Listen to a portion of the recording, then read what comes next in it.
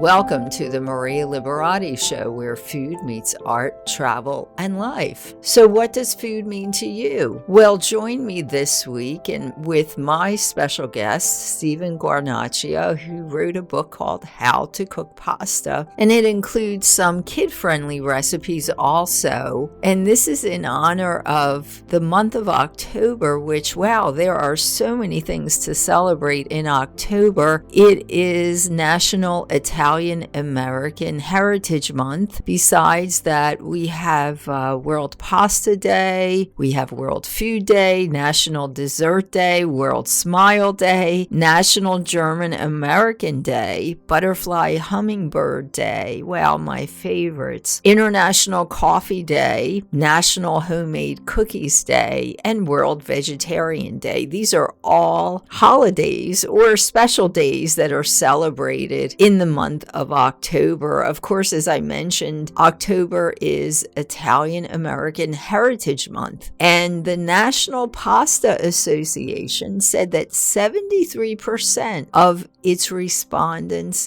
eat pasta at least one time a week. Did you know that Americans eat about 20 pounds of pasta a year? And it has been more than 140 years since the first Italian immigrants came to the U.S., or just about 140 years since the first Italian immigrants came to the U.S. And to show appreciation to Italian Americans for their contributions to art, science, and sports, President Ronald Reagan and Congress proclaimed the month of October to be celebrated as Italian American Heritage and Culture Month. And that was back from President Ronald Reagan and his Congress. So that's when we started to celebrate. And I had a question on my YouTube channel, The Maria Liberati Show, which is the new channel, the YouTube channel for this podcast, of asking people, how are you going to celebrate Italian American Heritage Month? Are you going to visit a Little Italy? Maybe where you are, you have a Little Italy neighborhood. We have one in Philadelphia. There's one in New York. I know Boston also has one, Chicago. Many cities across the USA do have them, and even in Canada. So you might want to take a little trip to one of the Little Italies nearby. Or are you just going to cook an Italian meal, cook Italian, to celebrate National Italian American Heritage Month? And did you know that Italy is the 5th most visited country in the world, and the smallest country in the world is in Italy? It is Vatican City. So yes, tell us how you're going to celebrate Italian American Heritage Month. You can post on social media with the hashtag The Maria Liberati Show. Let me know any ideas of how you're going to celebrate, and if you're going to cook Italian, what you're going to cook. Or you can also respond to the question that I have on the Maria Liberati Show channel on YouTube. Let us know how you're celebrating. And up next, my interview with Steven Guarnaccia and his book, How to Cook Pasta. So today we have a special guest. It's Steven Guarnaccia, and he is an author and an illustrator.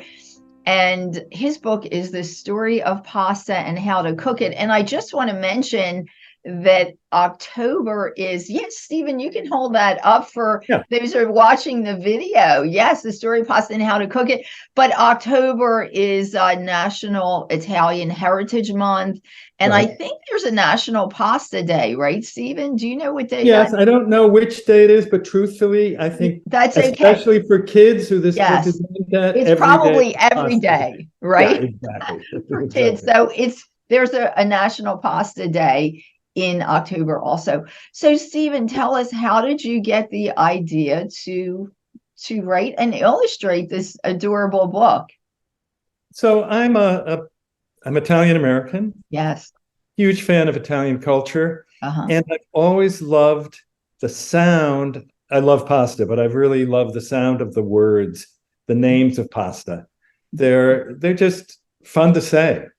And as I began to look into what these words mean, I realized that just about every pasta name has this charming, sometimes goofy origin. And that they all mean, that spaghetti mean little strings, that Right. vermicelli mean little worms, that linguine mean little tongues. Uh-huh. And I thought, these are drawings waiting to be made. So I began from there. Oh. And with Fiden, who does wonderful cookbooks, Uh-huh. we came up with this idea of combining recipes that are aimed at kids, that kids can cook, that are all pasta based. And then I wrote little capsule histories of each pasta, what they mean. And then the illustrations, just to give you an example, the first pasta shape and recipe in the book is farfalle. And there's some fun facts about the shape, but also a fanciful image that I drew that highlights the double meaning, that this is a pinched, frilled piece of dough, but that it also is meant to evoke butterflies. And farfalla is the word for butterfly. It's also the word, by the way, in Italian for bow tie. Right. Which Yes. in English, we call them the pastas bow tie or butterfly. Pasta. Yes. So that's where the book premise. And one thing that I think many people don't in America, a lot of people just think, okay, pasta might be spaghetti, linguine, angel hair pasta, elbows, shells, and that's it. They don't realize that in Italy, there are aisles with so many different shapes of pasta. Absolutely.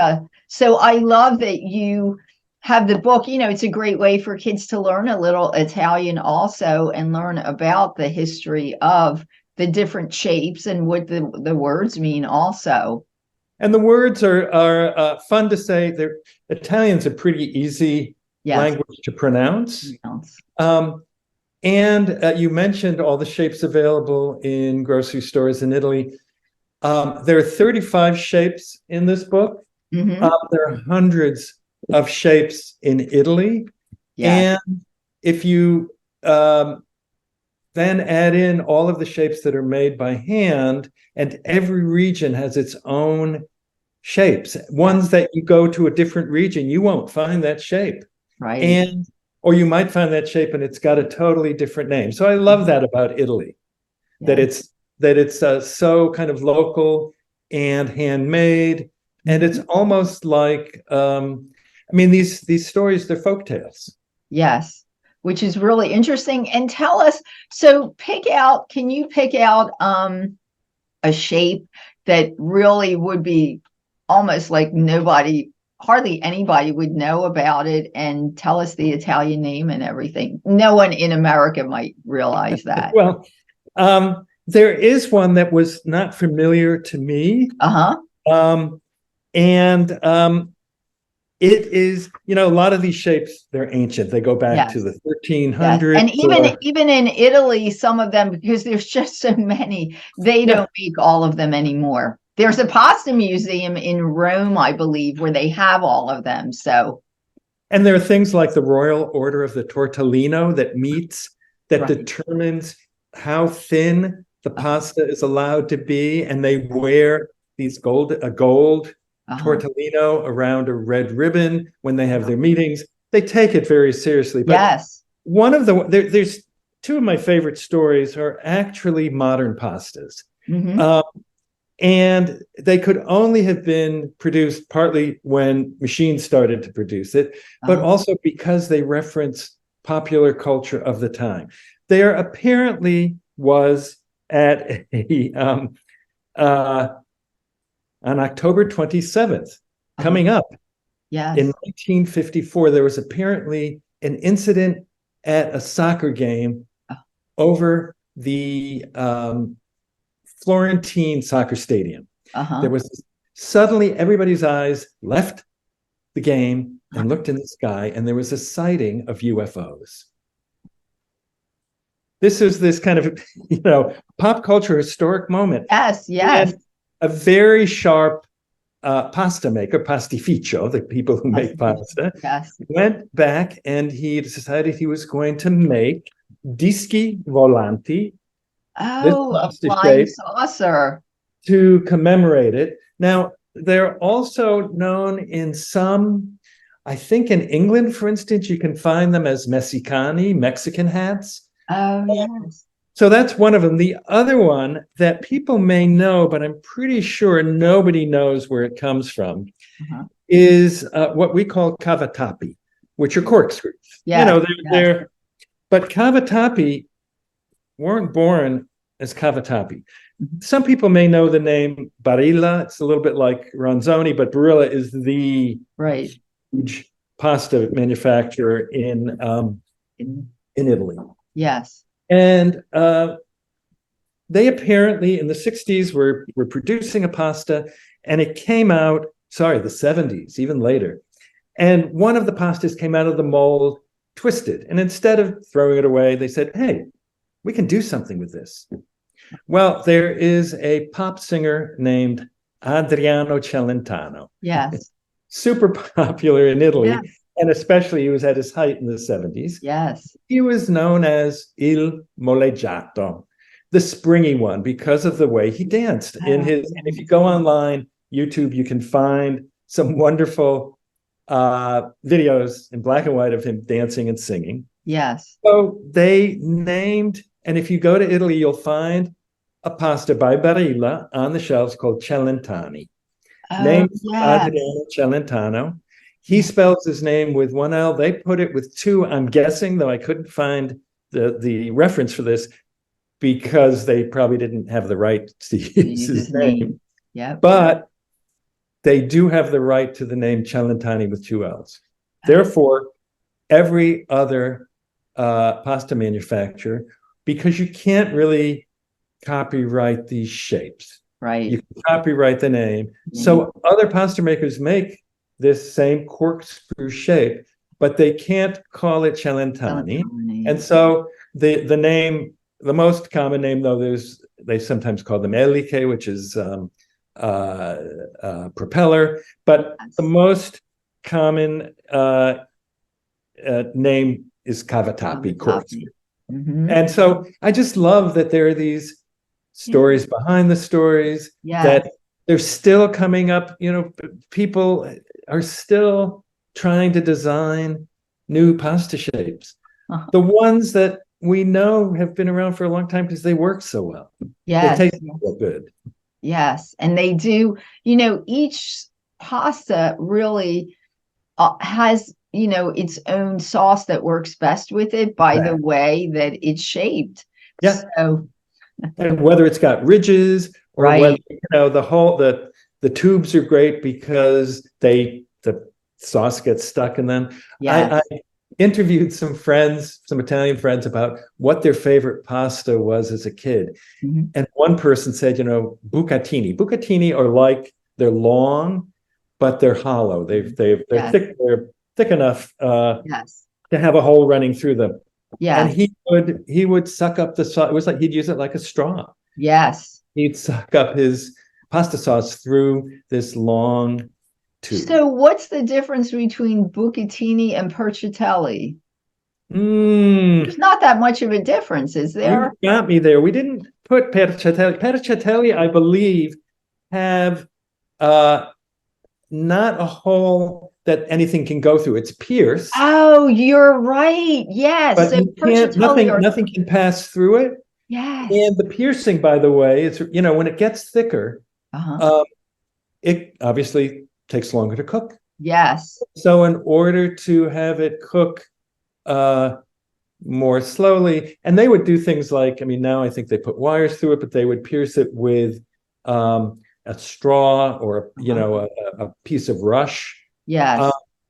And so I don't think you can suck up pasta with percatelli. No, you can't. That's what I was asking, because I know bucatini, and I remember, I know you can suck up the sauce with those.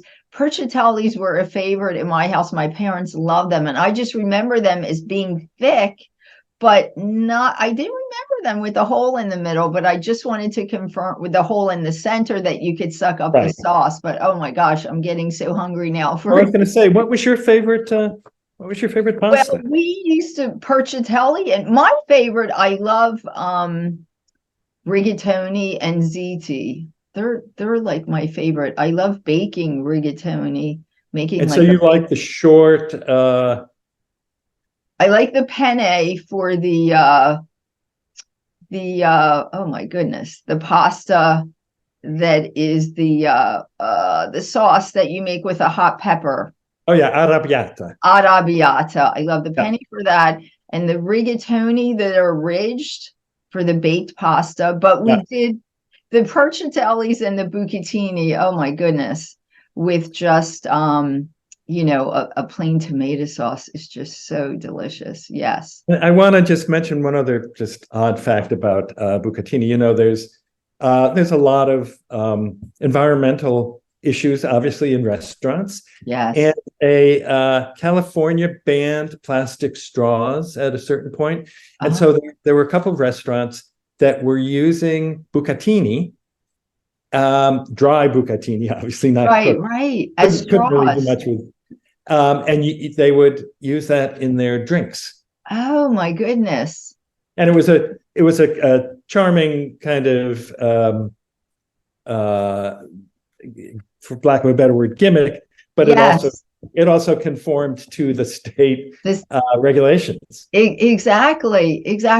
So I want to talk about, because we're almost out of time, but just make sure people know. So this book is geared towards kids, and there are recipes in the book that they're geared towards kids, that kids can actually cook, right? Yeah, and they're I would say the best and beautiful photographs.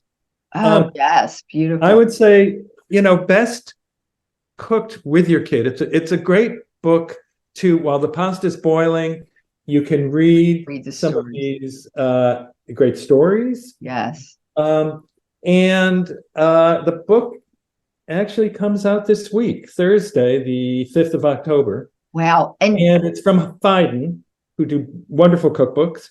And it should be available in any bookstore you walk into. And if it's not, just ask them for it. Okay. Yes, that's what I was going to ask you, to tell people where they can find the book. So and certainly online, if you do your book shopping, right? Amazon will have it. Yep. Okay, that's wonderful. Is there a website or something people can go to? Do you have a website? Well, I have a website, stevenguarnaccia.com. I will post this on the date of publication. Yeah. And you go to Phaidon, which is spelled PHAIDON.com. They have a beautiful site. This book is prominently featured, along with all of their other art and design books and terrific cookbooks as well. I don't know if you know Massimo Bottura, the commonly known as the world's greatest chef. Yes. They publish all of his cookbooks. So. Oh, wow. That's wonderful. I feel like I'm in very good company. Yeah.